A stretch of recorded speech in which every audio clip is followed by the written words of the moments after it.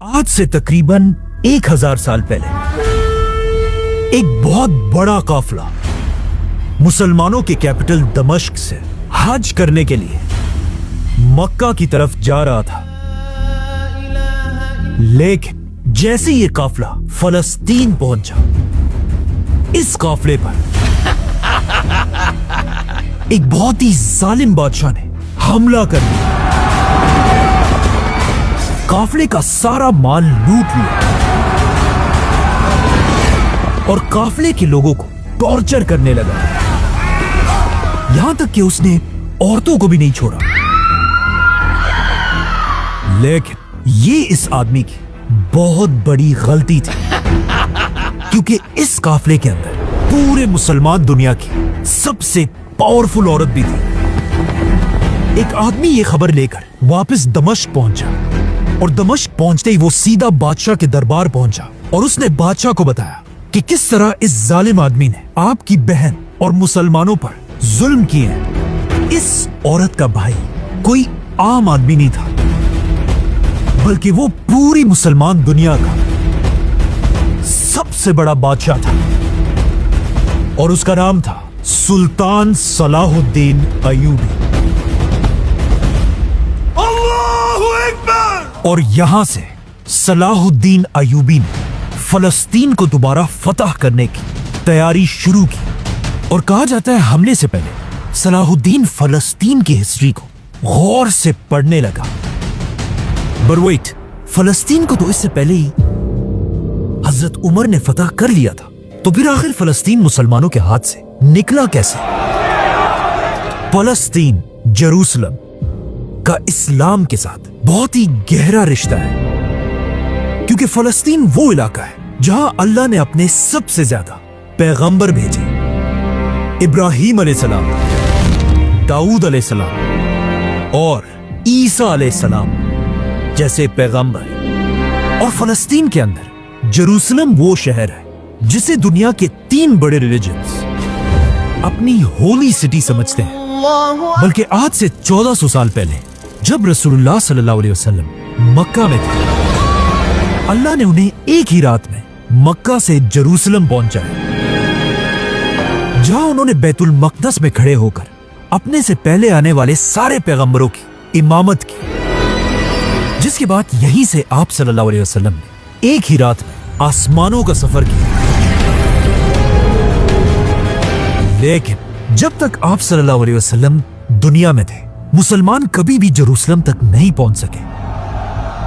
उस जमाने के फलस्तीन पर एक बहुत बड़ी सुपर पावर का राज था, द ग्रेट रोमन एम्पायर। लेकिन आप सल्लल्लाहु अलैहि वसल्लम ने अपनी जिंदगी में मुसलमानों को पहले यह बता दिया था कि एक दिन मुसलमान पैगंबरों के शहर जेरूसलम को जरूर फतह करेंगे। और बिल्कुल ऐसा ही हुआ। आप सल्लल्लाहु अलैहि वसल्लम के बाद पहले खलीफा अबू बकर रज़ियल्लाहु अन्हु ने रोमन एम्पायर पर हमला कर दिया, जिसके बाद दूसरे खलीफा उमर बिन खत्ताब रज़ियल्लाहु अन्हु ने रोमन और पर्शियन एम्पायर को क्रश कर दिया और मुसलमानों की फौजें सीधा फुल स्पीड जेरूसलम के पास पहुंची और जेरूसलम को हर तरफ से घेर लिया। यह देखकर जेरूसलम का लीडर रोमन एम्पायर के बादशाह से मदद की भीख मांगने लगा। लेकिन हजरत उमर ने रोमन एम्पायर की कमर ऐसे तोड़ी थी कि रोमन एम्पायर के बादशाह ने जेरूसलम की कोई मदद नहीं की। यह देखकर जेरूसलम के लीडर ने ऐलान किया कि अगर खलीफा उमर खुद मेरे पास आएगा तो मैं जेरूसलम बगैर किसी जंग के मुसलमानों के सामने सरेंडर कर दूंगा। जब हजरत उमर को मदीना में इस बात का पता चला, उन्होंने फौरन मदीना में हजरत अली को अपनी जगह मुसलमानों का लीडर बनाया और खुद जेरूसलम की तरफ रवाना हुए।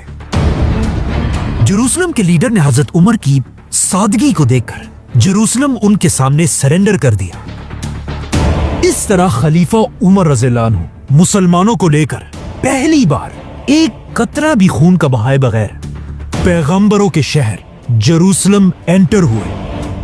जिसके बाद हजरत उमर जेरूसलम के अंदर बैतुल मकदस पहुंचे। बैतुल मकदस वही जगह थी जहां इससे हजारों साल पहले सुलेमान अलैहिस्सलाम ने एक बहुत बड़ी मस्जिद बनाई थी, जिसे उसके बाद 2 दफा बहुत ही बुरी तरह तबाह कर दिया गया था। और अब जब खलीफा उमर वहां पहुंचे, वहां कोई भी मस्जिद नहीं थी, बल्कि उसे एक कचरे का ढेर बनाया हुआ था। इसीलिए सबसे पहले हजरत उमर ने ये जगह साफ कराई और फिर यहाँ लकड़ियों से एक छोटी सी सिंपल मस्जिद बनाई। हजरत बिलाल रज़ियल्लाहु अन्हु ने अजान दी और मुसलमानों ने यहाँ पहली बार नमाज पढ़ी। हजरत उमर की ये छोटी सी मस्जिद आज एक बहुत ग्रैंड मस्जिद है, जिसे मस्जिद अल अक्सा कहा जाता है। हजरत उमर के बाद मुसलमानों के नए खलीफा हजरत उस्मान बने, जिन्होंने जेरूसलम शहर को और भी डेवलप किया। यहाँ बड़े बड़े कुएं बनाए और नई सड़कें बनाई।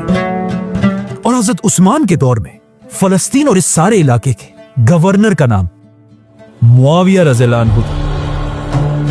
हजरत उस्मान के बाद मदीना के सारे मुसलमानों ने अपना नया खलीफा हजरत अली रज़ियल्लाहु अन्हु को बनाया।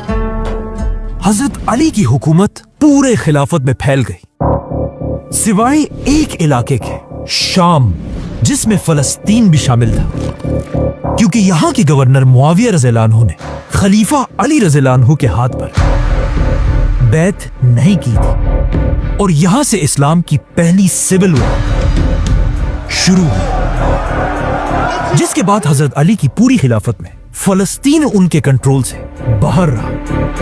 हजरत अली के बाद मुसलमानों ने अपना नया खलीफा हजरत हसन रज़ियल्लाहु अन्हु को बनाया।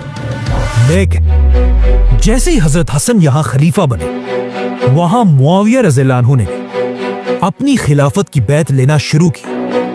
और उन्होंने अपने इस खिलाफत की बैत कहीं और नहीं बल्कि जेरूसलम शहर के अंदर ली।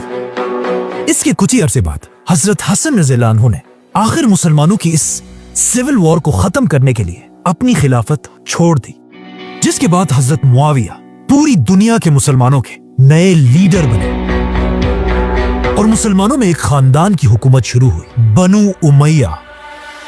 हजरत मुआविया के बाद उनका बेटा यजीद बादशाह बना और यजीद के बादशाह बनते ही मुसलमानों में एक बार फिर एक बहुत बड़ी सिविल वॉर शुरू हुई।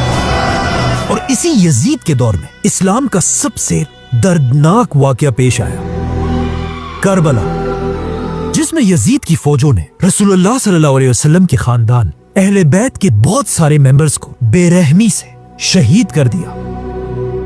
करबला के बाद मुसलमानों के अंदर ये सिविल वॉर इसी तरह चलती रही और ये एक बहुत बड़ी कंफ्यूजन थी कि आखिर ये सिविल वॉर कौन जीतेगा। इसके कुछ ही अरसे बाद एक आदमी आखिर इस पूरी सिविल वॉर को जीत गया, बनु उमैया खानदान का बादशाह अब्दुल मलिक। आज बहुत सारे लोग इस अब्दुल मलिक को नहीं जानते, लेकिन अब्दुल मलिक उस जमाने में एक बहुत ही ताकतवर बादशाह था, जिसने बादशाह बनने के बाद जेरूसलम के शहर में एक बहुत ही फेमस बिल्डिंग बनाई, जो आज तक अपनी जगह पर खड़ी है।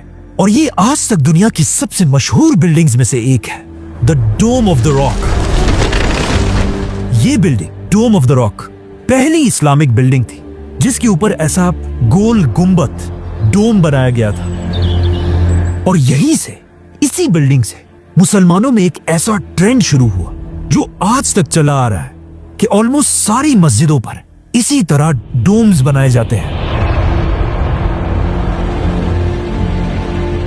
कहा जाता है अब्दुल मलिक ने यह बिल्डिंग बनाकर इसके अंदर कुछ कुरान की आयतें लिखी और उसके साथ साथ इस बिल्डिंग के अंदर बड़ा सा अपना नाम लिखवाया, जिसके बाद अब्दुल मलिक ने हजरत उमर की बनाई हुई मस्जिद अल-अक्सा को एक बहुत बड़ी ग्रैंड मस्जिद बनाई। फलस्तीन इसके बाद आने वाले कई सालों तक इसी तरह बनु उमैया खानदान के कंट्रोल में रहा, लेकिन आखिर उमैया खानदान को चैलेंज करने के लिए एक नया खानदान खड़ा हुआ, जिन्होंने तेजी से पूरी उमैया खिलाफत को खत्म कर दिया। और इसी तरह मुसलमानों में एक नई खिलाफत बनी, अब्बासी खिलाफत, जिसके बाद आने वाले कई सालों तक फलस्तीन अब अब्बासियों के कंट्रोल में रहा। लेकिन जैसे कि हमेशा होता है, आहिस्ता आहिस्ता अब्बासी खिलाफत की ताकत टूटने लगी और अब्बासी खिलाफत का कंट्रोल कमजोर होने लगा। इसीलिए आहिस्ता आहिस्ता अब्बासी खिलाफत टूटने लगी और आखिर मुसलमानों की यह खिलाफत कई छोटे छोटे टुकड़ों में बट गई।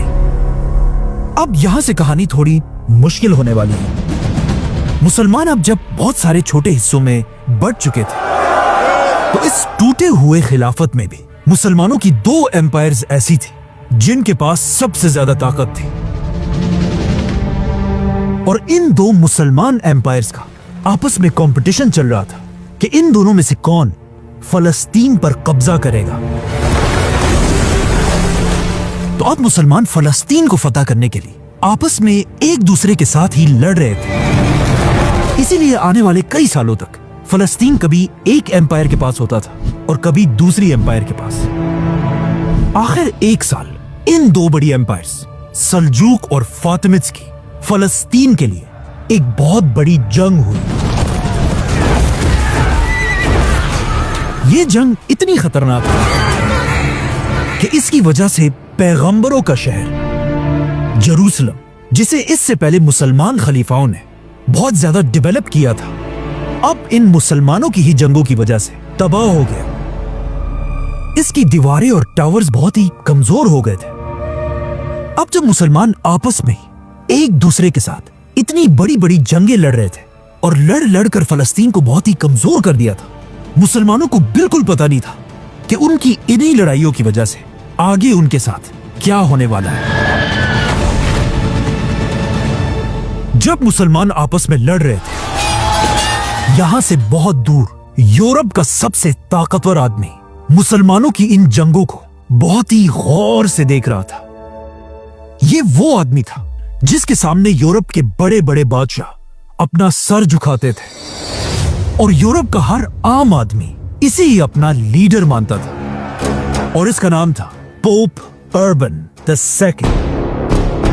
जैसे ही वो नया पोप बना, वो अपनी पहली स्पीच के लिए अपने तख्त पर चढ़ा और अपनी स्पीच में उसने यूरोप के क्रिश्चियंस को जिंदगी का एक नया मकसद दिया, फलस्तीन। ये इतनी इंपॉर्टेंट स्पीच थी कि इसी स्पीच की वजह से आने वाले 200 साल तक मुसलमानों और क्रिश्चियंस के दरमियान तारीख की सबसे बड़ी जंगें हुई, जो आज तक पूरी दुनिया को याद है और जिनका नाम था द क्रूसेड। पोप अर्बन ने अपनी स्पीच शुरू की। ऐ लोगों सुनो, आज मैं ये ऐलान करता हूं, यूरोप का जो भी क्रिश्चियन इस नई होली जंग में हमारा साथ देगा, उसकी जिंदगी के पिछले सारे गुनाह माफ कर दिए जाएंगे और वो सीधा जन्नत में जाएगा। पोप की इन बातों ने क्रिश्चियंस के अंदर एक नई आग भड़काई थी, और पोप की इन बातों से क्रिश्चियंस मुसलमानों के साथ एक बहुत बड़ी जंग के लिए तैयार हुए। इस स्पीच के बाद पोप ने अपने खास लोगों को पूरे यूरोप में फैला दिया।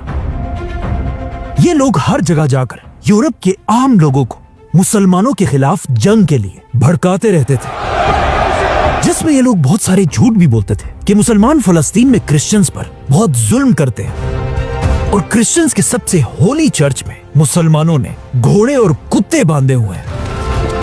आखिर इन बातों से आहिस्ता आहिस्ता यूरोप के क्रिश्चियंस मुसलमानों से जंग के लिए तैयार होने लगे। ये देखकर पोप ने पूरे यूरोप में ऐलान किया कि अगले साल हम सब मिलकर मुसलमानों के फलस्तीन पर हमला करेंगे और उसे छीन लेंगे।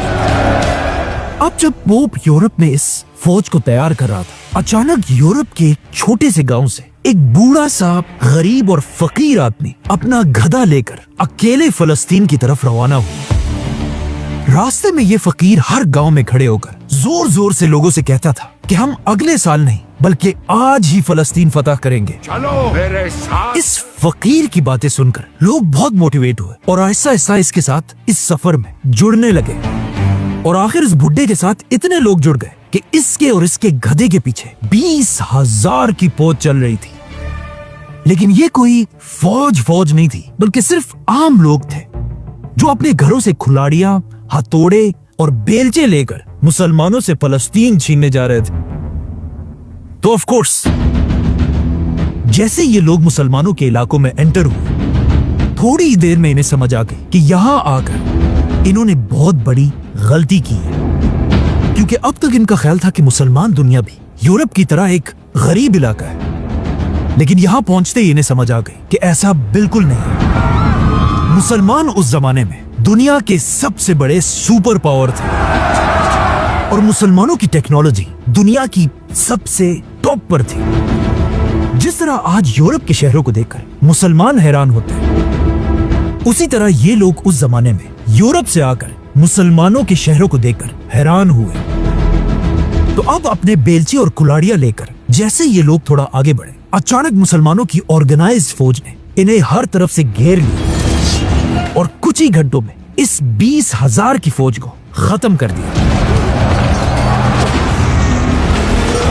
मुसलमानों ने इनको इतनी आसानी से मारा था कि ये खबर पूरे यूरोप में फैल गई। इसीलिए अगले साल पोप ने ऐसी बेलचे और कुल्हाड़ियों वाली फौज नहीं, बल्कि एक बहुत बड़ी 1.5 लाख लोगों की ऑर्गेनाइज फौज बनाई।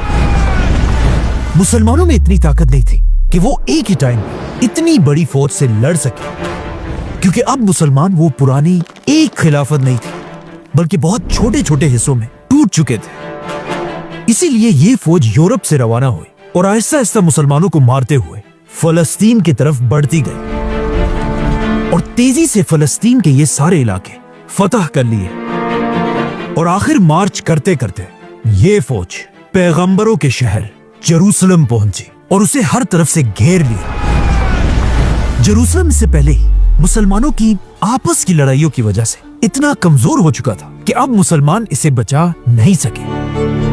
और कुछ ही देर में जैसे ये फौज एंटर हुई, उन्होंने सीधा सबसे पहले एक मैसेंजर यूरोप अपने पोप की तरफ भेजा।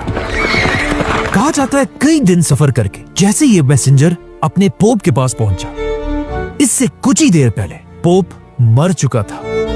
मतलब पोप अर्बन ने कभी अपना ख्वाब पूरा होते हुए नहीं देखा।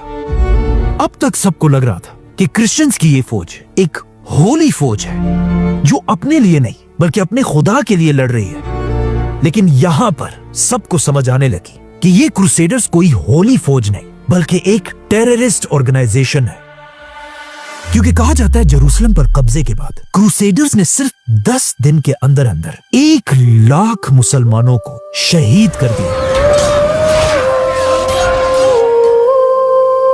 जिसमें औरतें, बच्चे और बड़े बड़े स्कॉलर्स भी शामिल थे। कहा जाता है मस्जिद अक्सा और उसके आसपास मुसलमानों का इतना खून बह रहा था कि अगर कोई इस खून में खड़ा हो जाए तो ये खून उसके घुटनों तक पहुंचता था। फलस्तीन के यहूदी भी जो अब तक मुसलमानों के अंडर बहुत अच्छी जिंदगी गुजार रहे थे, इन क्रूसेडर्स ने उन्हें भी नहीं छोड़ा और जेरूसलम के यहूदियों को भी मारने लगे। कहा जाता है इनसे जान बचाकर यहूदियों के औरतें और बच्चे अपने टेंपल में छुप गए और दरवाजे बंद कर दिए। लेकिन ये देखकर क्रूसेडर्स ने इन्हें निकालने के बजाय बाहर से पूरे टेंपल को ही आग लगा दी और सारे यहूदी जलकर राख हो गए। अब जब मुसलमान और यहूदी मर चुके थे तो क्रूसेडर्स के ये सारे जुल्म खुद अपने क्रिश्चियंस ने ही लिखे हैं। एक क्रूसेडर खुद कहता है कि उस दिन हमने इतने मुसलमानों को मारा था कि मुसलमानों के खून से हमारे जिस्म लाल हो चुके थे, और फिर इसी तरह खून से भरे हुए हम अपने चर्च गए और वहां हमने अपने खुदा से कहा कि आज हमने मुसलमानों से अपना बदला पूरा कर दिया है। इस तरह वो जेरूसलम जिसे इससे 400 साल पहले खलीफा उमर बिन खत्ताब रज़ियल्लाहु अन्हु ने एक कतरा खून का बहाए बगैर फतह किया था, आज 400 साल बाद इन क्रिश्चियंस ने लाखों लोगों को मारकर उसे मुसलमानों से छीन लिया। फलस्तीन इस तरह आसानी से छिन जाना मुसलमानों के लिए बहुत ही शर्म की बात थी, लेकिन इस दौर में फलस्तीन का जाना लाजमी था ताकि मुसलमानों को पता चले कि उनकी आपस की जंगों की वजह से आज उनकी दुनिया में कोई औकात नहीं रही। क्योंकि फलस्तीन के जाते ही आहिस्ता आहिस्ता दुनिया के हर मुसलमान को समझ आने लगी कि हमारी आपस की जंगों की वजह से आज हम इस हाल तक पहुंचे हैं, और यहां से अब मुसलमानों की बारी थी कि वो आपस की दुश्मनियां तोड़कर एक हो जाए और दोबारा फलस्तीन पर हमला करके इसे फतह करे। और ऐसा ही हुआ। यहां से मुसलमानों के सबसे बड़े लीडर्स में से एक सलाहुद्दीन अयूबी का वक्त शुरू होता है। लेकिन वेट, सलाहुद्दीन वो अकेला आदमी नहीं था जिसने जेरूसलम को दोबारा फतह करने की कोशिश की थी, बल्कि सलाहुद्दीन अयूबी से पहले भी कुछ बादशाह ऐसे थे जो फलस्तीन के लिए इन क्रूसेडर से लड़े थे। यहां से कहानी में एक बहुत बड़ा ट्विस्ट आता है। जैसे ही क्रूसेडर्स ने जेरूसलम पर कब्जा किया, उसके बाद जो भी मुसलमान लीडर फलस्तीन के लिए आवाज उठाता था, अचानक वो गायब हो जाता था या उसे मार दिया जाता था। इसीलिए अचानक मुसलमान दुनिया में बड़े बड़े जनरल्स और लीडर्स बिल्कुल खामोशी से कत्ल होने लगे। किसी को समझ नहीं आ रही थी कि आखिर ये हो क्या रहा है और ये कर कौन रहा है। लेकिन चाहे जितना भी बड़ा आदमी हो, उसे आसानी से मार दिया जाता था। तो अब क्वेश्चन ये है, आखिर ये लोग थे कौन? इन लोगों को जाना जाता था इनके बहुत ही यूनिक नाम से, अल हशाशून, जिन्हें इंग्लिश में कहा जाता था द असैसिन्स। ये ऐसे ट्रेन्ड वॉरियर्स थे कि इनके लिए कहीं भी किसी को भी मारना कोई मसला नहीं था, चाहे वो जितना भी बड़ा आदमी क्यों ना हो। इन्हें बस अपने लीडर के एक इशारे का इंतजार होता था। और इनका ये नाम हशाशीन, हशीश से निकला था, जो एक बहुत ही फेमस नशा है। और इन्हें ये इसलिए कहा जाता था क्योंकि जब भी ये अपने टारगेट पर हमला करते थे, उससे पहले इन्होंने बहुत ज्यादा हशीश का नशा किया होता था। और कहा जाता है अपने टारगेट को मारते ही ये सब अपने हेडक्वार्टर में जमा होते थे और फिर वहां एक बहुत बड़ी हशीश पार्टी होती थी। इन हशाशीन मुसलमानों के छोटे जनरल से लेकर खलीफाओं तक को असैसिनेट किया था। और ये अपने टारगेट्स को इतनी बुरी तरह कत्ल करते थे कि एक बार एक मुसलमान शहर में एक औरत पकड़ी गई और जब उसके घर की तलाशी ली गई तो पता चला कि ये औरत भी हशाशीन की मेंबर है, क्योंकि इसके बेड के नीचे इस औरत ने एक कुआं बनाया हुआ था और जब इसके बेड को हटाया गया, उसके नीचे 40 लाशें पड़ी हुई थी। यहां तक कि मुसलमानों के शहरों में ये बात मशहूर हो चुकी थी कि जो भी आदमी रात तक अपने घर नहीं पहुंचा तो समझो वो गया, क्योंकि रात के अंधेरे में सारी सड़कों पर सिर्फ हशाशीन का कंट्रोल होता था। और ऐसा नहीं था कि किसी ने इनको रोकने की कोशिश नहीं की। जब एक मुसलमान बादशाह ने हशाशीन पर हमले की कोशिश की और अगले दिन जब वो अपने कैंप में नींद से उठा, उसने देखा कि उसके सर के पास एक कागज और खंजर लगा हुआ है, जिसमें क्लियरली लिखा हुआ था कि अगर तुम अपनी हरकतों से बाज नहीं आए तो अगली बार ये खंजर तुम्हारी गर्दन पे होगा। अब जब एक तरफ फलस्तीन मुसलमानों के हाथ से निकल चुका था, मुसलमान छोटे छोटे हिस्सों में टूटे हुए थे और रातों को सड़कों पर हशाशीन का कंट्रोल होता था।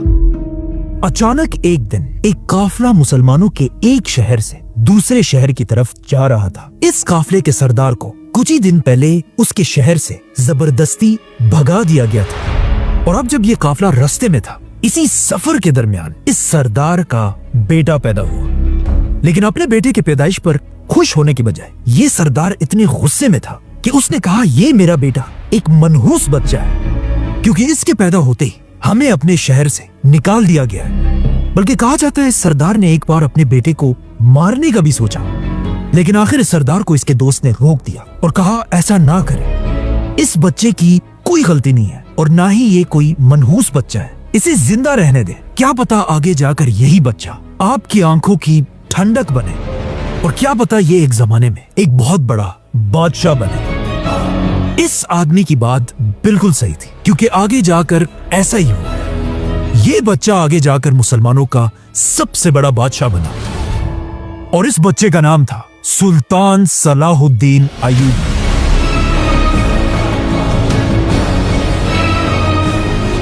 इसी तरह ये काफिला आगे बढ़ता रहा और आखिर एक नए इलाके में एंटर हुआ और इस नए इलाके पर जंगियों का राज था। और उसी नई एम्पायर में आहिस्ता आहिस्ता सलाहुद्दीन बड़ा होता गया। सलाहुद्दीन जब बड़ा हो रहा था, मुसलमान दुनिया कमजोर तो थी, लेकिन अब भी दुनिया में इस्लाम का गोल्डन एज चल रहा था और मुसलमानों के हर शहर में बड़ी बड़ी लाइब्रेरीज थी और दुनिया के सबसे बड़े स्कॉलर्स मुसलमान ही थे। सलाहुद्दीन के लिए सबसे अच्छी बात यह थी कि वो जहां पर बड़ा हो रहा था उस इलाके का बादशाह एक बहुत ही नेक आदमी था जो अपने लोगों का बहुत ज्यादा ख्याल रखता था और उसका नाम था सुल्तान नूरुद्दीन जंगी। नूरुद्दीन वो बादशाह था जिसने फलस्तीन दोबारा फतह करने की सबसे बड़ी कोशिश की थी। इसीलिए नूरुद्दीन ने पूरी दुनिया से मुसलमानों के बड़े बड़े स्कॉलर्स को अपने कैपिटल दमिश्क बुलाया था ताकि ये स्कॉलर्स मुसलमानों की नई जनरेशन को, मतलब उस जमाने की जेन जी को, इस्लाम के बड़े बड़े हीरोज के बारे में सिखा सकें और उनके जहनों में ये ख्वाब डाल सकें कि एक दिन वो जेरूसलम को दोबारा फतह करें। अब जब ये स्कॉलर्स नई जनरेशन को पढ़ा रहे थे, इन्हीं बच्चों में से एक सलाहुद्दीन अयूबी भी था और यहीं से सलाहुद्दीन को अपनी जिंदगी का मकसद मिला। ये वही जगह थी जहां सलाहुद्दीन ने पहली बार किताबों में रसूलुल्लाह सल्लल्लाहु अलैहि वसल्लम के बारे में पढ़ा कि किस तरह उन्होंने मुश्किलों से निकलकर मदीना की रियासत बनाई थी, किस तरह अबू बकर रज़ियल्लाहु अन्हु हर मुश्किल वक्त में आप सल्लल्लाहु अलैहि वसल्लम के साथ खड़े थे, किस तरह खलीफा उमर बिन खत्ताब रज़ियल्लाहु अन्हु ने उस जमाने की सुपर पावर्स को क्रश कर दिया था,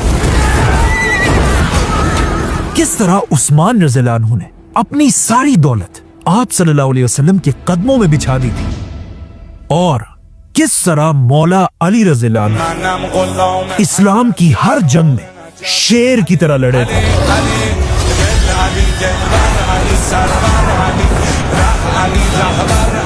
और कहा जाता है पढ़ने लिखने के साथ साथ सलाहुद्दीन बचपन से ही घोड़े और तलवार चलाने की भी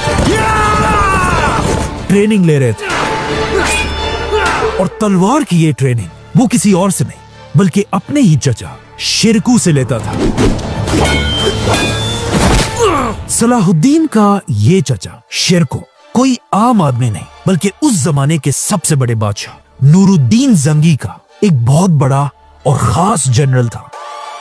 और आखिर जब इसी शहर दमिश्क में सलाहुद्दीन की उम्र 30 साल हुई, बादशाह नूरुद्दीन ने सलाहुद्दीन के चचा शिरकू को इजिप्ट फतह करने का हुक्म दिया। लेकिन जाने से पहले शिरकू अपने ही भतीजे सलाहुद्दीन को भी साथ लेकर गया जिसे उसने खुद ट्रेन किया था। अब जब सलाहुद्दीन और उसके चाचा एक बहुत बड़ी फौज लेकर इजिप्ट की तरफ जा रहे थे, यहां पर मसला यह था कि इजिप्ट की फौज बहुत ही बड़ी थी, इसीलिए शिरकू की फौज में कुछ लोग घबराने लगे, जिसे देखकर सलाहुद्दीन और शिरकू ने सारे जनरल्स की मीटिंग बुलाई। इस मीटिंग में कुछ जनरल्स बार बार शिरकू से कह रहे थे कि हमें यह जंग नहीं करनी चाहिए क्योंकि सामने इजिप्ट की फौज हमसे बहुत ज्यादा बड़ी है। इस मीटिंग में इन जनरल्स की आंखों में ऐसी बेगैरती देखकर सलाहुद्दीन खड़ा हुआ और अपने चाचा से कहा कि यहां जो कोई भी ये कह रहा है कि उसे जंग नहीं करनी तो वो वापस जाए और अपने बीवी और बच्चों के साथ घर में छुप कर बैठे। इस यंग सलाहुद्दीन के जज्बे को देखकर शिरकू ने अपने जनरल से कहा, आपने सबसे पहले घबराना नहीं है। इसी के साथ ये फौज इजिप्ट की तरफ रवाना हुई और एक बहुत सख्त जंग के बाद आखिर पूरा इजिप्ट फतह कर लिया, जिसके बाद सलाहुद्दीन का चचा पूरे इजिप्ट का गवर्नर बना। लेकिन जैसे ही वो गवर्नर बना उसके सिर्फ 2 महीने बाद सलाहुद्दीन का ये चचा फौत हो गया और उसके फौत होते ही सारे जनरल्स ने मिलकर सलाहुद्दीन अयूबी को सिर्फ 32 साल की उम्र में पूरे इजिप्ट का गवर्नर बना दिया। अब जब सलाहुद्दीन इजिप्ट में नूरुद्दीन जंगी का गवर्नर बना, इसी के साथ नूरुद्दीन जंगी पूरी इस्लामिक दुनिया का सबसे बड़ा बादशाह बना। और अब वक्त आ चुका था कि फाइनली नूरुद्दीन अपने ख्वाब को पूरा करने के लिए आगे बढ़े और फलस्तीन को दोबारा फतह करे। जिसके बाद कहा जाता है नूरुद्दीन जंगी ने एक बहुत खूबसूरत मिंबर तैयार कराया और सबसे कहा कि जब मैं फलस्तीन फतह करूंगा इंशाअल्लाह मैं खुद ये मिंबर मस्जिद अक्सा के अंदर रखवाऊंगा। तो अब जब नूरुद्दीन हमले की तैयारियां कर ही रहा था, अचानक एक दिन उसकी तबीयत खराब होने लगी और इसके कुछ ही दिन बाद नूरुद्दीन इस दुनिया से चला गया और वो फलस्तीन फतह करने का अपना ख्वाब पूरा नहीं कर सका।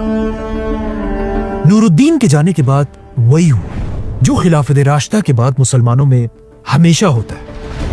नूरुद्दीन के बाद उसका बेटा मुसलमानों का नया बादशाह बना, लेकिन यहां मसला यह था कि नूरुद्दीन के इस बेटे की उम्र सिर्फ और सिर्फ 11 साल थी। जब नूरुद्दीन जैसे बादशाह के बाद ये 11 साल का बच्चा उसके तख्त पर बैठा, ये देखकर नूरुद्दीन की पूरी एम्पायर में सारे गवर्नरों की आपस में लड़ाई शुरू हुई कि कौन इस छोटे से बच्चे को काबू करके इस पूरी एम्पायर का बादशाह बनेगा। और एक बार फिर मुसलमान आपस में लड़ने लगे और आहिस्ता आहिस्ता ये लड़ाई इतनी बढ़ गई कि इवन फलस्तीन के क्रूसेडर्स ने भी एक बार मुसलमानों पर हमले की कोशिश की। अब जब मुसलमानों के हालात इतने खराब थे, ये देखकर नूरुद्दीन की बीवी इस्मत खातून को समझ आई कि अगर ऐसा ही चलता रहा तो सुल्तान नूरुद्दीन का फलस्तीन को फतह करने का ख्वाब कभी पूरा नहीं हो सकेगा। इसीलिए इस औरत ने हालात को ठीक करने के लिए फौरन एक लेटर लिखा। इस्मत खातून की तरफ से मिस्र के गवर्नर सलाहुद्दीन के नाम, आपके सुल्तान नूरुद्दीन इस दुनिया से जा चुके हैं और इनके जाने के बाद इनके गवर्नरों ने इनके तख्त के लिए जंगें शुरू कर दी हैं और अगर सही चलता रहा तो नूरुद्दीन का ख्वाब कभी पूरा नहीं हो सकेगा। तो अब इससे पहले कि ये धोखेबाज लोग इस तख्त पर बैठे, आप फौरन आकर इस सल्तनत और नूरुद्दीन के बेटे को बचाएं। और ये लेटर लिखते ही उसने ये लेटर सीधा इजिप्ट के गवर्नर सलाहुद्दीन के पास भेजा। अब यहां से बहुत दूर सलाहुद्दीन इजिप्ट में आराम से बैठा हुआ था और उसे इन हालात का कुछ पता नहीं था। जैसे ये लेटर सलाहुद्दीन के पास पहुंचा और उसने ये लेटर पढ़ा, ये देखकर कहा जाता है सलाहुद्दीन को बहुत गुस्सा आया। सलाहुद्दीन ने फौरन नूरुद्दीन की बीवी की तरफ इस लेटर का जवाब भेजा और कहा, नूरुद्दीन की मौत की खबर मेरे लिए किसी तूफान से कम नहीं है। इसी के साथ सलाहुद्दीन ने कहा कि जिसने भी नूरुद्दीन के बाद मुसलमानों की इस एम्पायर को कमजोर करने की कोशिश की, मैं वहां खुद आकर एक एक से बदला लूंगा। इसी के साथ सलाहुद्दीन अपनी फौज लेकर फुल स्पीड नूरुद्दीन के कैपिटल दमश्क की तरफ रवाना हुआ। इससे पहले जो सारे गवर्नर्स आपस में लड़ रहे थे, अब सलाहुद्दीन के आने की खबर सुनकर सारे गवर्नरों की टांगे कांपने लगी। कुछ कैपिटल छोड़कर भाग गए, कुछ ने हथियार फेंककर सरेंडर कर दिया और आखिर जैसे ही सलाहुद्दीन दमश्क की गेट के सामने पहुंचा, बगैर किसी भी शोर शराबे के दमश्क के लोगों ने सलाहुद्दीन के लिए गेट्स खोल दिए। सलाहुद्दीन दमश्क एंटर हुआ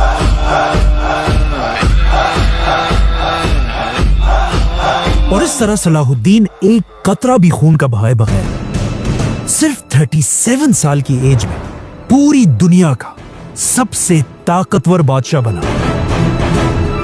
इस तरह इस पूरे इलाके का कंट्रोल सलाहुद्दीन अयूबी के हाथ में आया। इवन मक्का और मदीना भी सलाहुद्दीन के कंट्रोल में थे। अब जब यहां सलाहुद्दीन सुल्तान बना, क्रूसेडर्स ने सलाहुद्दीन अयूबी के साथ एक एग्रीमेंट की कि आने वाले कई सालों तक मुसलमान और क्रिश्चियंस एक दूसरे पर हमला नहीं करेंगे। अब सलाहुद्दीन चाहता तो ये एग्रीमेंट फाड़कर जेरूसलम पर इसी वक्त हमला कर सकता था, क्योंकि सलाहुद्दीन को अच्छी तरह पता था कि जेरूसलम क्रिश्चियंस की सबसे होली सिटी है और वो इसे डिफेंड करने के लिए अपने खून के आखिरी कतरे तक लड़ेंगे। इसीलिए सलाहुद्दीन ने ये एग्रीमेंट साइन कर ली और जेरूसलम पर हमले से पहले सलाहुद्दीन ने अपना रुख मुसलमानों की तरफ किया कि वो मुसलमानों की आपस की जंगें खत्म करके मुसलमानों को यूनाइट कर सके। जिसके बाद सलाहुद्दीन की फौजें हर तरफ फैल गई और एक के बाद एक किला फतह करने लगे। इसी के साथ सलाहुद्दीन ने हर तरफ बड़े बड़े मुसलमान स्कॉलर्स को फैला दिया, ताकि ये स्कॉलर्स जाकर मुसलमानों की यंग जनरेशन को मोटिवेट करें कि वो मुसलमानों की आपस की जंगें छोड़कर फलस्तीन के बारे में सोचे, जिससे आहिस्ता आहिस्ता यंग मुसलमानों के जहनों में एक बहुत बड़ा चेंज आने लगा। और कहा जाता है आहिस्ता आहिस्ता सलाहुद्दीन की वजह से मुसलमान दुनिया में एक वक्त ऐसा भी आया कि हर मुसलमान की जबान पर सिर्फ दो ही वर्ड्स थे, जेरूसलम और जंग। तो अब इस तरह जब सलाहुद्दीन हर तरफ मुसलमानों को यूनाइट करने की कोशिश कर रहा था, अचानक एक दिन जब सलाहुद्दीन एक जंग के दौरान अपने कैंप में था, अचानक कैंप के बाहर कुछ आवाजें आई। 3 खतरनाक हशाशीन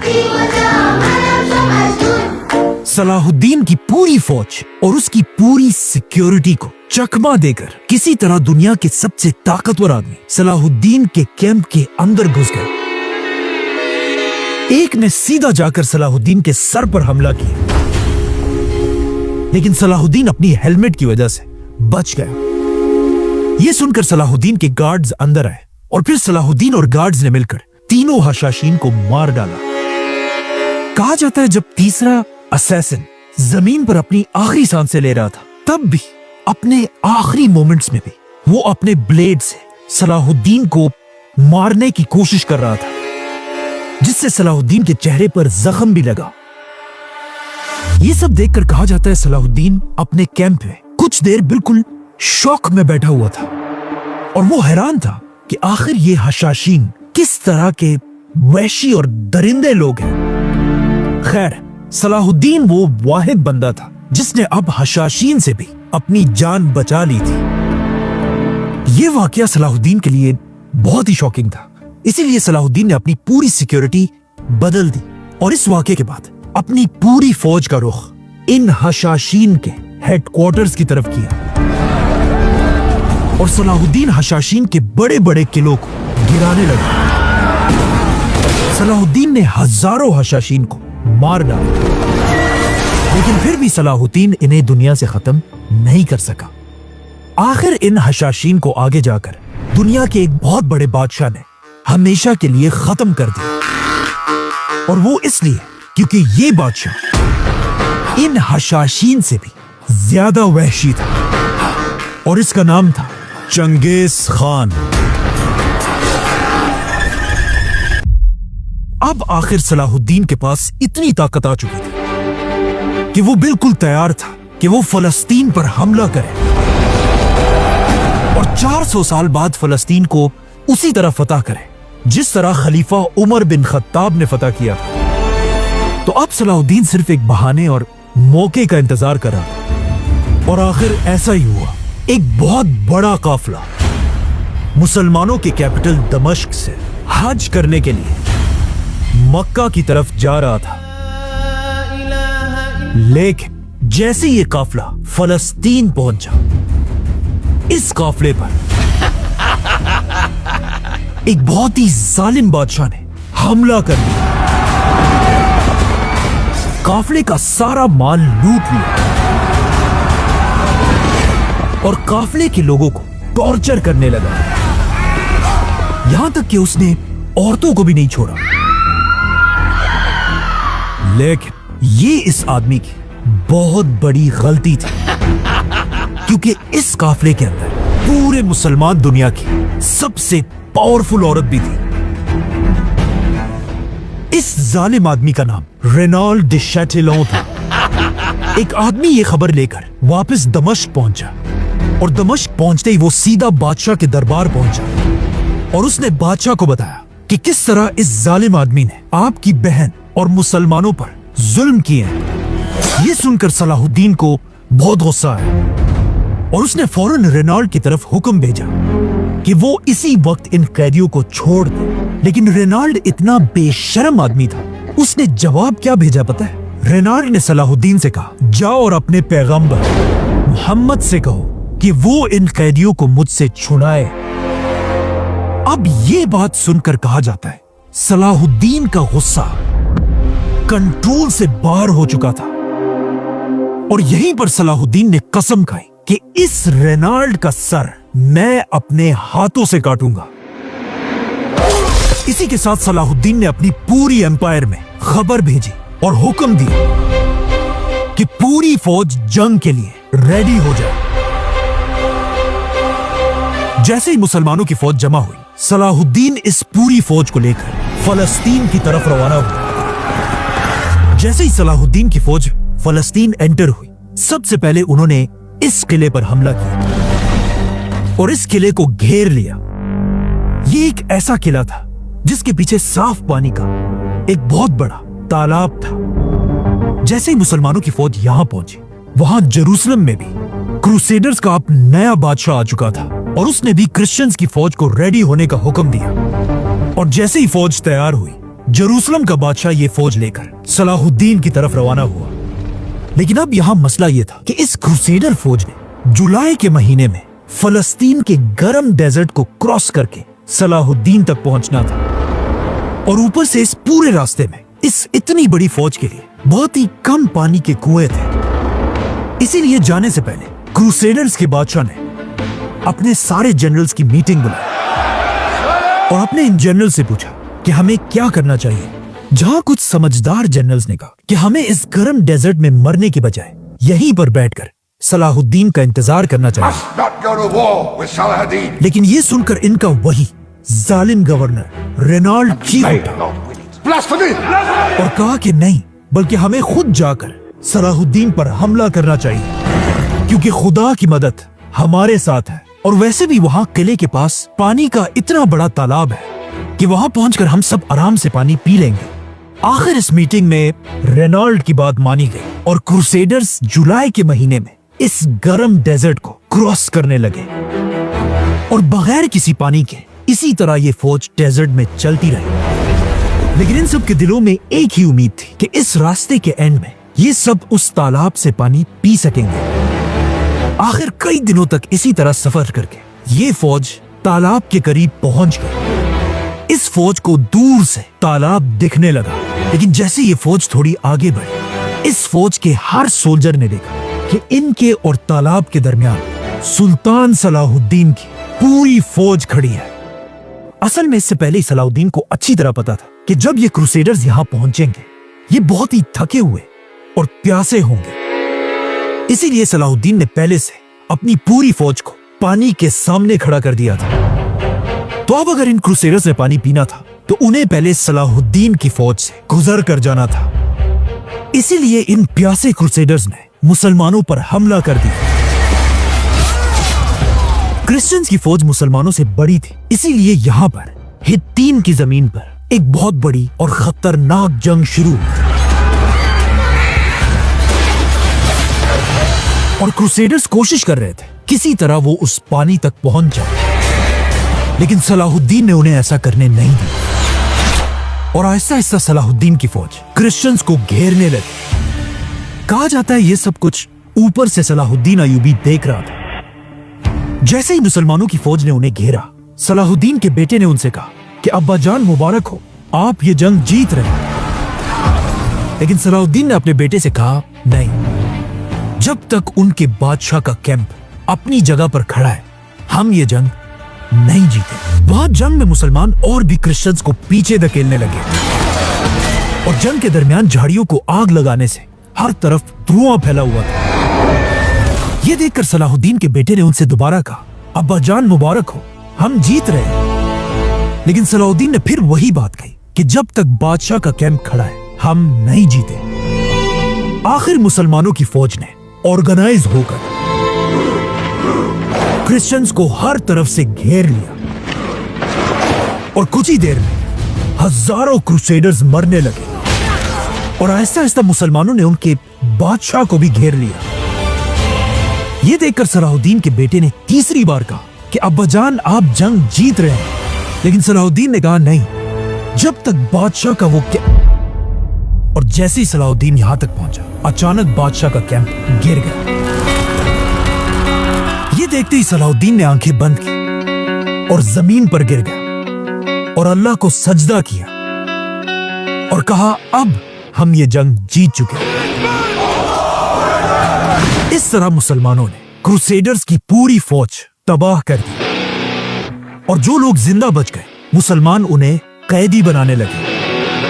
इन्हीं कैदियों में मुसलमानों ने क्रूसेडर्स के बादशाह को भी पकड़ लिया और सबसे बड़ी बात यह थी, रसूलुल्लाह सल्लल्लाहु अलैहि वसल्लम की गुस्ताखी करने वाला रेनॉल्ड भी मुसलमानों के हाथ जिंदा आया।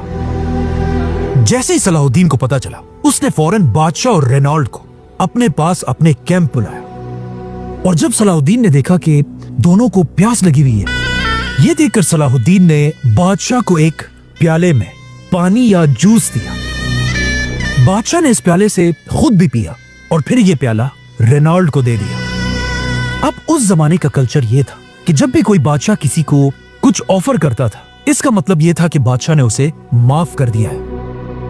लेकिन अब जब रेनॉल्ड ने भी इस प्याले से पिया, यह देखकर सलाहुद्दीन को गुस्सा आया और उसने गुस्से में रेनॉल्ड से कहा कि हम अपने मेहमानों का बहुत ख्याल रखते हैं, लेकिन तुम मेरे मेहमान नहीं हो और यह प्याला मैंने तुम्हें नहीं बल्कि तुम्हारे बादशाह ने दिया है। और फिर सलाहुद्दीन ने रेनॉल्ड से कहा कि तुम वो आदमी हो जिसने हमारे पैगंबर मोहम्मद सल्लल्लाहु अलैहि वसल्लम की गुस्ताखी की थी और अब मैं पूरी उम्मत की तरफ से तुमसे इसका बदला लूंगा। लेकिन सलाहुद्दीन में सब्र भी इतना ज्यादा था कि रेनॉल्ड को मारने से पहले सलाहुद्दीन ने उसे कहा कि गुस्ताखी तो तुमने की है, लेकिन अगर तुम इस्लाम कबूल करके तौबा कर लो तो मैं तुम्हें माफ कर दूंगा।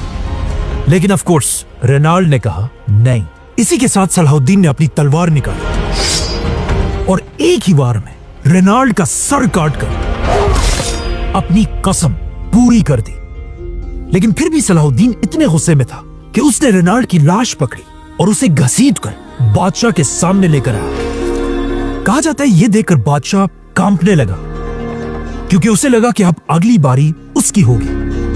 लेकिन सलाहुद्दीन ने बादशाह से कहा, रिलैक्स, तुम्हें मैं कुछ नहीं कहूंगा। हमारा ये रिवाज नहीं कि एक बादशाह दूसरे बादशाह को मारे। इस तरह सलाहुद्दीन ने क्रूसेडर्स की पूरी फौज को एक ही वार में खत्म कर दिया था और अब बगैर कोई टाइम जाया किए सलाहुद्दीन अपनी पूरी फौज लेकर पैगंबरों के शहर जेरूसलम की तरफ रवाना हुआ। अब वहां जेरूसलम में बच्चे बच्चे को इस बात का अच्छी तरह पता था कि आगे उनके साथ क्या होने वाला है और सब जेरूसलम की दीवारों पर खड़े होकर सिर्फ सलाहुद्दीन की फौज का इंतजार कर रहे थे। आखिर जेरूसलम की दीवार से एक आदमी ने दूर से एक मुसलमान सोल्जर देखा और कहा सलाहुद्दीन पहुंच चुका है। लेकिन बाकियों ने उसे कहा कि ये तो सिर्फ एक आदमी है। लेकिन उसने कहा नहीं, सलाहुद्दीन पहुंच चुका है।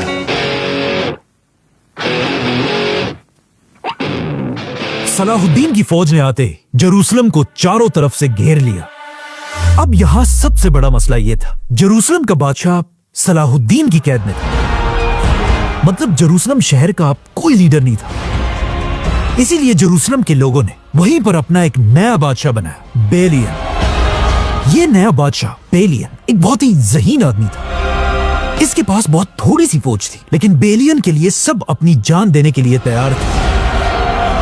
यह देखकर सलाहुद्दीन ने इस जनरल की तरफ एक मैसेज भेजा और कहा, यह शहर जेरूसलम हम मुसलमानों और तुम क्रिश्चियंस के लिए, सबके लिए एक होली सिटी है। इसीलिए मैं नहीं चाहता कि यहां हम कोई खून बहाए।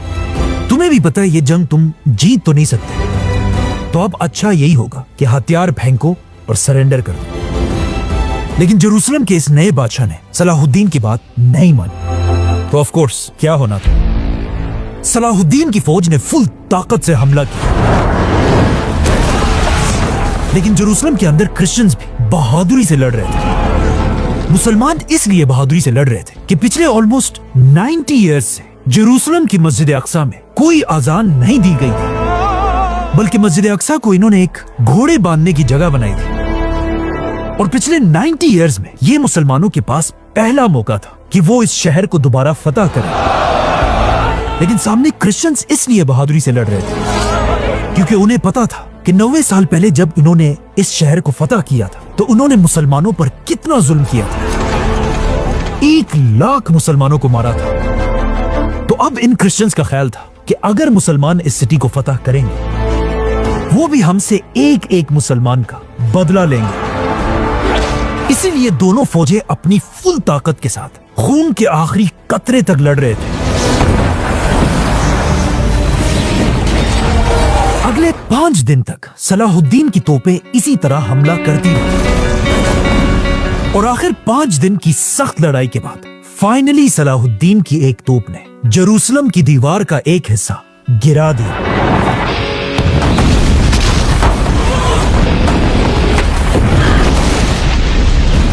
और इस दीवार के गिरते ही जेरूसलम के अंदर सबको समझ आ गई कि अब सलाहुद्दीन को रोकना इम्पॉसिबल है। इसीलिए जेरूसलम के अंदर से उनके बादशाह ने सलाहुद्दीन की तरफ एक पैगाम भेजा कि मैं जेरूसलम का बादशाह सलाहुद्दीन के साथ मिलना चाहता हूं। सलाहुद्दीन ने यह ऑफर एक्सेप्ट किया और इन दोनों लीडर्स की मीटिंग शुरू हुई। सबसे पहले सलाहुद्दीन ने बेलियन से पूछा कि बताओ तुम्हारा क्या इरादा है? शहर कब हमारे हवाले करोगे? बेलियन ने सलाहुद्दीन को क्लियरली बता दी कि हम जेरूसलम को इतनी आसानी से जाने नहीं देंगे, बल्कि हम सब अपने खून के आखिरी कतरे तक आपसे लड़ेंगे और अगर फिर भी हम ना जीते तो हम इस पैगंबरों के शहर जेरूसलम को आग लगा देंगे, जिससे आपकी मस्जिद अक्सा भी नहीं बचेगी। सलाहुद्दीन ने बेलियन से पूछा कि अगर तुम इस तरह हर चीज को आग लगाओगे तो उससे तो तुम्हारा चर्च भी जल जाएगा। जिस पर बेलियन ने कहा कि मुझे किसी भी चीज की कोई परवाह नहीं है, चाहे जो भी हो, मैं इस पूरे शहर को आग लगा कर रहूंगा। क्योंकि बेलियन को पता था अगर ये शहर उसने सरेंडर कर दी, सलाहुद्दीन इस शहर के हर क्रिश्चियन को मार डालेगा। तो अब बेलियन की बातें सुनकर सलाहुद्दीन ने थोड़ा सोचा और फिर बेलियन को एक ऐसी ऑफर दी जो वो कभी सोच भी नहीं सकता था। सलाहुद्दीन ने बेलियन से कहा कि मैं जेरूसलम फतह करके इसके अंदर हर क्रिश्चियन को माफ कर दूंगा, जेरूसलम में हर चर्च का अच्छे से ख्याल रखूंगा और अगर कोई भी क्रिश्चियन जेरूसलम को छोड़कर जाना चाहे वो सिर्फ थोड़ा सा टैक्स देकर जेरूसलम से बगैर किसी खतरे के जा सकेगा। ये सुनकर बेलियन बिल्कुल हैरान रह गया, क्योंकि उसे पता था कि इससे 90 इयर्स पहले जब क्रिश्चियंस ने इस शहर पर कब्जा किया था, उन्होंने यहाँ के हर मुसलमान को मार डाला था, मस्जिद अक्सा को घोड़े बांधने की जगह बना दी थी और पूरे जेरूसलम शहर को मुसलमानों के खून से लाल कर दिया था। और अब सलाहुद्दीन वो सब कुछ भुलाकर हम सारे क्रिश्चियंस को माफ करने के लिए तैयार है। और आखिर वो बेलियन जो इससे पहले जेरूसलम को जलाने वाला था, अब सलाहुद्दीन की बातें सुनकर उसने सलाहुद्दीन से कहा कि अगर आपकी यही ऑफर है तो फिर मैं जेरूसलम आपके सामने सरेंडर करता हूं। Then under these terms I surrender Jerusalem. इसी के साथ आखिर 90 इयर्स बाद मुसलमान दोबारा जेरूसलम एंटर हुए। इससे आगे जो हुआ वो ऑलमोस्ट वैसा ही था कि जब इससे 500 साल पहले रसूलुल्लाह सल्लल्लाहु अलैहि वसल्लम सहाबा के साथ मक्का के शहर एंटर हुए थे।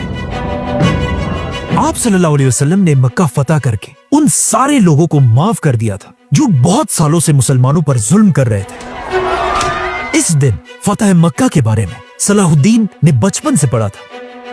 इसीलिए अब जब वो मुसलमानों को लेकर जेरूसलम एंटर हुए, सलाहुद्दीन ने आप सल्लल्लाहु अलैहि वसल्लम की सुन्नत को फॉलो करते हुए जेरूसलम के हर क्रिश्चियन को माफ कर दिया और जेरूसलम की हर गली में ऐलान कराए कि आप सब माफ कर दिए गए हो। जिसके बाद सलाहुद्दीन सीधा मस्जिद अक्सा की तरफ गया और मस्जिद अक्सा को साफ करके इधर वही मिंबर रखवाया जो इससे बहुत साल पहले सलाहुद्दीन के मास्टर नूरुद्दीन ने बनाया था। 90 साल बाद मस्जिद अक्सा में दोबारा आजान दी गई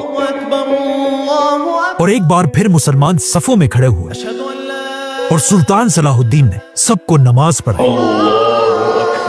अब जब जेरूसलम आजाद हो चुका था, आहिस्ता आहिस्ता क्रूसेडर्स थोड़े से पैसे देकर अपने आप को आजाद करा रहे थे और फिर जेरूसलम छोड़कर जा रहे थे और सलाहुद्दीन भी बहुत सारे लोगों को बगैर पैसों के माफ कर रहा था। आहिस्ता आहिस्ता सलाहुद्दीन ने ऐलान कराया कि बूढ़े क्रिश्चियंस को पैसे देने की कोई जरूरत नहीं, बच्चों को भी कोई पैसे देने की जरूरत नहीं और फिर औरतों को भी बगैर पैसों के आजाद करने लगा।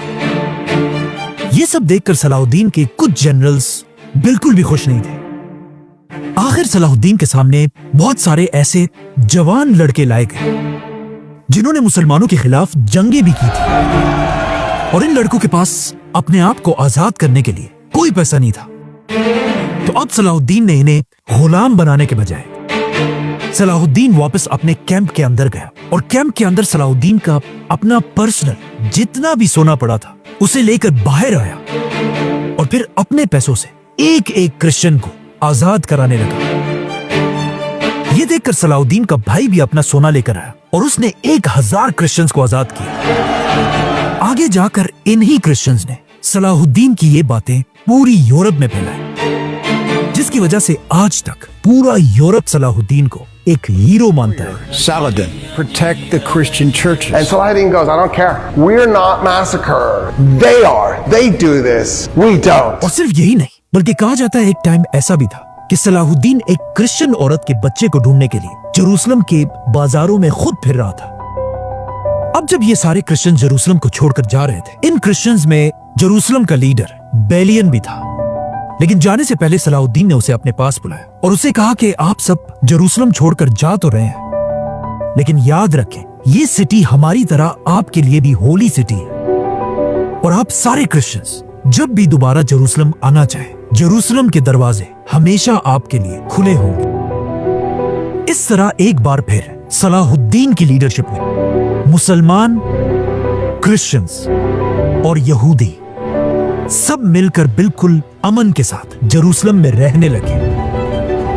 इस तरह खलीफा उमर रज़ियल्लाहु अन्हु के बाद सुल्तान सलाहुद्दीन ने एक बार फिर जेरूसलम फतह कर लिया, जो मुसलमानों के लिए तो एक बहुत ही खुशी और जश्न की बात थी। लेकिन यहां से बहुत दूर यूरोप में हर तरफ मातम छाया हुआ था, बल्कि लोग इतने शौक में थे कि कहा जाता है जब मुसलमानों की जीत की खबर यूरोप के पोप तक पहुंची, पोप इस खबर के कुछ ही दिन बाद मर गया। इसीलिए नए पोप ने आते ही दोबारा पूरे यूरोप में ऐलान किया कि हम फलस्तीन को इतनी आसानी से नहीं जाने दे सकते, बल्कि हम सब मिलकर सलाहुद्दीन से बदला लेंगे। और इस नई जंग के लिए पोप ने एक बहुत बड़ी फौज बनाना शुरू की, बल्कि इस फौज को फंड करने के लिए पोप ने यूरोप की गरीब आवाम पर एक नया टैक्स लगाया, जिसका नाम था सलादिन टैक्स।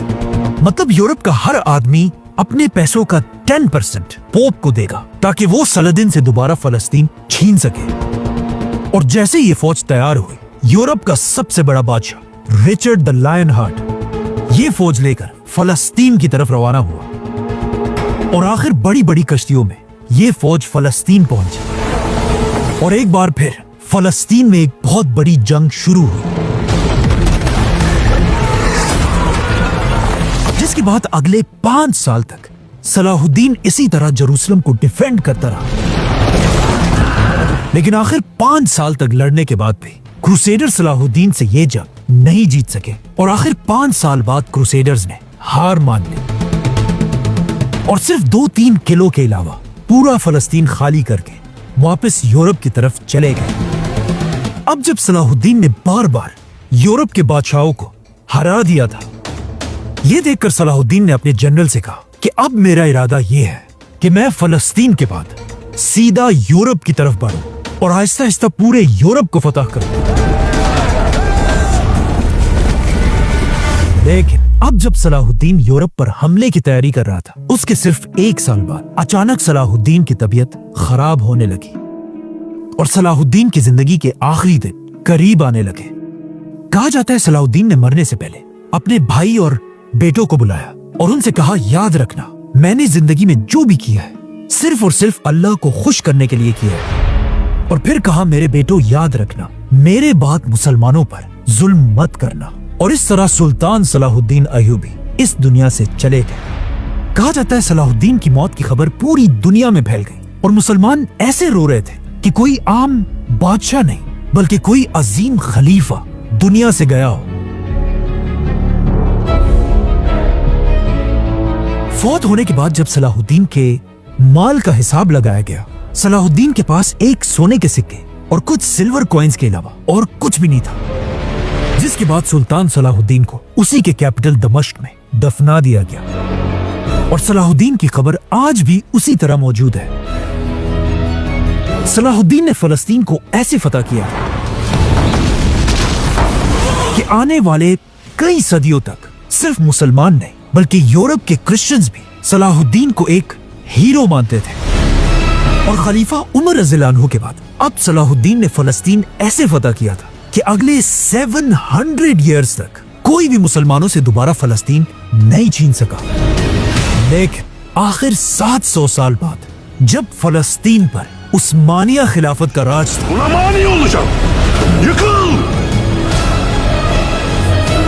दुनिया की तारीख की सबसे बड़ी जंग शुरू हुई, वर्ल्ड वॉर 1।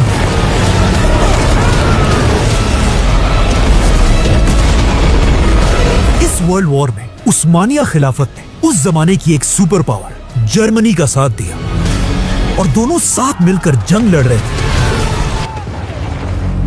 उस्मानिया खिलाफत ने यह जंग वर्ल्ड वॉर 1 बहुत बहादुरी से लड़ी, लेकिन आखिर बहुत कोशिश के बाद भी उस्मानिया खिलाफत ये जंग हार गई और आहिस्ता आहिस्ता उस्मानिया खिलाफत टूटने लगी और आखिर उस्मानिया सल्तनत इतनी कमजोर हुई कि उनके हाथ से फलस्तीन एक बार फिर चला गया, जिसके बाद फलस्तीन उस जमाने की सबसे बड़ी सुपर पावर ब्रिटिश एम्पायर के कंट्रोल में। और उस्मानिया खिलाफत को तोड़ने के बाद कहा जाता है एक दिन एक अंग्रेज जनरल सलाहुद्दीन के शहर में उसकी कब्र के पास आया और फिर इस बेशरम जनरल ने सलाहुद्दीन की कब्र को लात मारी और कहा, Salahuddin, we are back. इसी तरह उस्मानिया खिलाफत के टूटने के कुछ ही अरसे बाद फलस्तीन एक बार फिर मुसलमानों के हाथ से छीन लिया गया और फलस्तीन में पहली बार एक नई रियासत बनी, Israel. Victory will be your victory. और आज से कुछ साल पहले जब अमेरिका ने मुसलमान कंट्रीज पर हमला किया,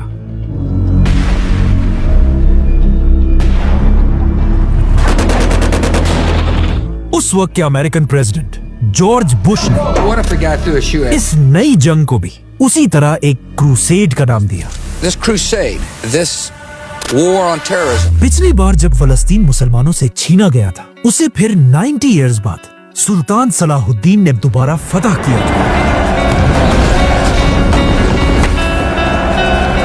इस बार फलस्तीन के जाने के ऑलमोस्ट 80 इयर्स पूरे हो चुके हैं। हो सकता है आज हम इतने कमजोर हैं कि हम अपना पुराना रिकॉर्ड भी तोड़ दें। I love Israel. I love Israel. और या हो सकता है ऐसा ना हो, क्योंकि क्या पता आज भी एक सलाहुद्दीन पैदा हो चुका है। जो भी हो, एक बात क्लियर है, सारी दुनिया के मुसलमानों की नजरें उसी आदमी की तलाश में है जो खलीफा उमर बिन खत्ताब रज़ियल्लाहु अन्हु और सुल्तान सलाहुद्दीन अय्यूबी के बाद एक बार फिर मुसलमानों के लिए फलस्तीन फतह करेगा। सब्सक्राइब।